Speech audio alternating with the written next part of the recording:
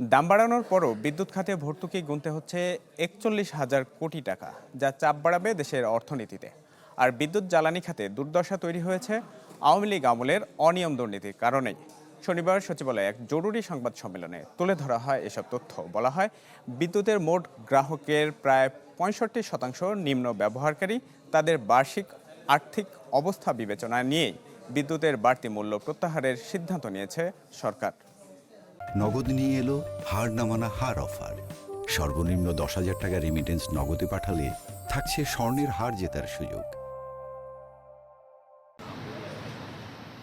উচ্চ মূল্যস্ফীতিতে খাবি খাওয়া জনগণের অস্বস্তি বাড়িয়েছে জ্বালানি তেল ও বিদ্যুতের বর্ধিত দাম। এ পরিস্থিতিতে নিম্ন আয়ের মানুষের কথা বিবেচনায় ৭৫ ইউনিট পর্যন্ত ব্যবহারকারী বা লাইফলাইন গ্রাহকদের জন্য আগের দাম বহাল রাখার সিদ্ধান্ত নিয়েছে সরকার।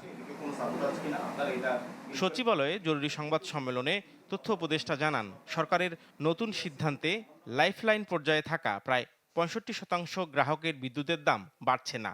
০ থেকে সর্বোচ্চ ৭৫, মানে এটা দুটো ভাগে ভাগ করে বিল নির্ধারণ করা হয়। একটা ৫০-এর নিচে যারা থাকেন তাদের জন্য একটা মূল্য স্তর, আর যারা ৭৫-এ যান তাদের জন্য একটা মূল্য স্তর। এবং আমরা বলতে পারি এটা খুবই কম মূল্যে এই বিদ্যুৎটা দেওয়া হয়। এবং ৫০ পর্যন্ত যারা আছে তাকে আমরা লাইফলাইন গ্রাহকই বলি।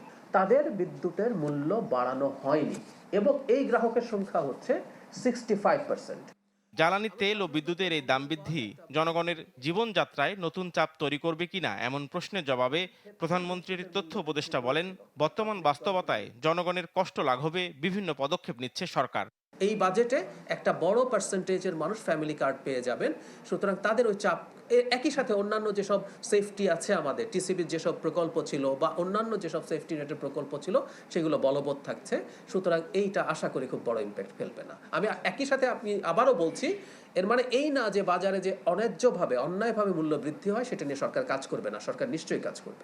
এদিকে বিদ্যুৎ ও জ্বালানি খাতের এই পরিস্থিতির জন্য আগের সরকারের দুর্নীতি ও অর্থ পাচারকে দায়ী করেছেন তথ্যমন্ত্রী জহিরুদ্দিন স্বপন।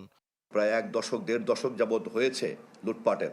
আপনারাই তো গণমাধ্যম ছিলেন এবং সেখানে জবাবদিহিতা কতটুকু তাদের কাছ থেকে পেয়েছেন, এবং আপনাদের মতো এরকম দক্ষ গণমাধ্যমের সামনে দিয়েই কিন্তু এই কাজগুলি ঘটেছে। আজকে যে বিদ্যুৎ পরিস্থিতির উপরে দাঁড়িয়ে আছি, এত দীর্ঘ দুর্নীতির যে একটা চক্র, বিশেষ করে বিদ্যুৎ এবং জ্বালানিকে ঘিরে, আবার সেখান থেকে বের হয়ে আসাটা কি পরিমাণ সময় লাগতে পারে আপনারা নিশ্চয়ই বোঝেন। এবং আমাদেরকে সংবাদ সম্মেলনে আরও জানানো হয়, নতুন করে দাম বাড়ানোর পরও বিদ্যুৎ খাতে সরকারকে ৪১,০০০ কোটি টাকা ভর্তুকি দিতে হচ্ছে।